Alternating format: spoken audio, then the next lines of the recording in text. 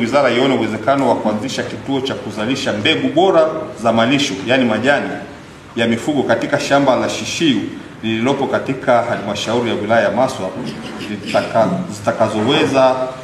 zitakazotolewa kwa wafugaji kwa ajili ya kuziotesha kwenye mashamba ya mifugo. Kama tulivyosema, wizara ina shamba hili ambayo imelirithi kutoka ilichokuwa Tanganyika Packers, na shamba hili lina hekta 10,000, halijavamiwa sana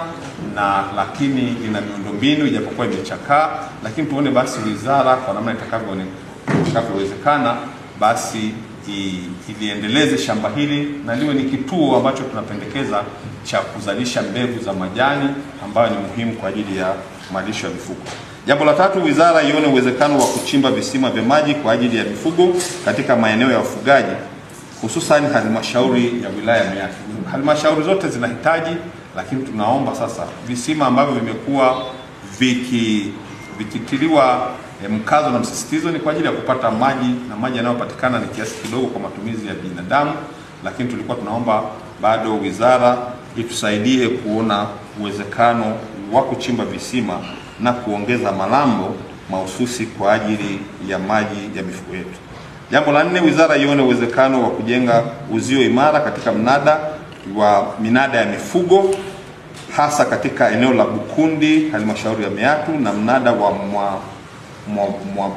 Mwawabu katika halmashauri ya Bariadi ili kuimarisha ukusanyaji wa mapato yatokanayo na minada ya maeneo hayo. Maeneo ambayo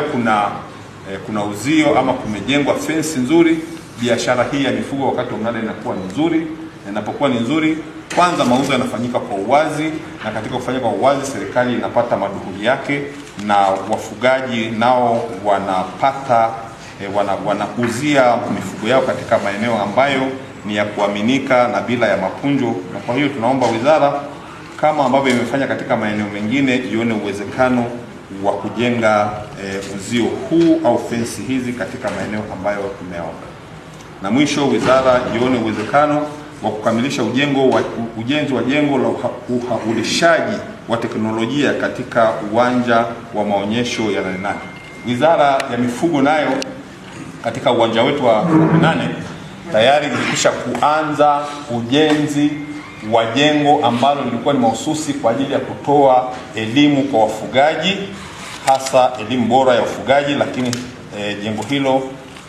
linaendelea lakini halijakamilika. Na kwa tunashukuru kama tutapata wataalamu wako wakaja wakafanyia mapitio tena juu ya ujenzi huo, ili tuweze kuhakikisha kwamba wafugaji wanaendelea kupata elimu ambayo itawawezesha kuendelea kuboresha